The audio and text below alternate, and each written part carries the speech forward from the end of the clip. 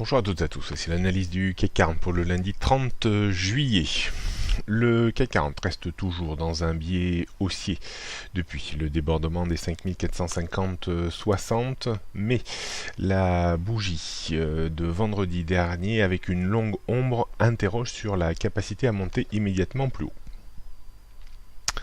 On surveillera attentivement maintenant une zone que l'on peut définir autour des 5470 points, 70-75 points, et surtout le niveau de support qui servait anciennement de résistance autour des 5450 points. Pour retrouver un courant vraiment acheteur et tenter de rallier les 5550 voire 5600 points, il faudra déborder impérativement le point haut de vendredi qui est un petit choc traumatique dans une tendance haussière toujours en place. Donc on peut dire que le biais haussier reste toujours en place, mais il continue à être relativement mou. On évoque les repères techniques pour ces prochaines heures. Donc 5500, 515, 530 est la première zone de résistance avant les 5550.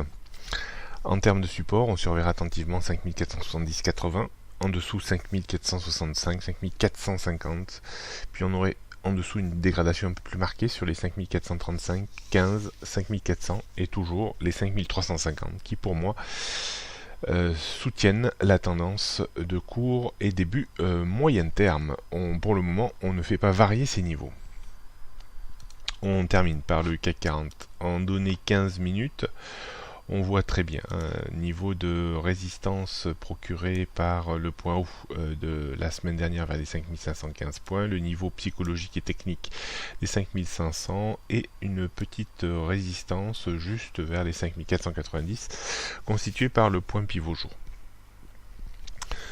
En dessous des 5475-70, on aurait une vague de dégradation un petit peu plus marquée en direction des 5435 points. Pour vraiment retrouver, à mon sens, un courant porteur, il faudrait déborder le point pivot jour et on pourrait monter à proximité du point haut de vendredi. Je suis pas sûr que les 5500 points servent énormément de résistance, peut-être un petit peu, mais peut-être pas tant que ça non plus. Donc stratégie assez simple, dirons-nous, soit la rupture des 5470 points un peu confirmée et on peut essayer d'aller chercher 10-15 points de baisse avec des stops équivalents.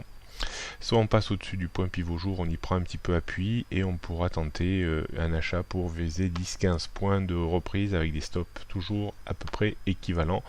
Voilà, deux stratégies simples. Je ne suis pas sûr qu'il y ait une volatilité énorme aujourd'hui, hormis si Wall Street continuait à piquer du nez, surtout sur les valeurs technologiques.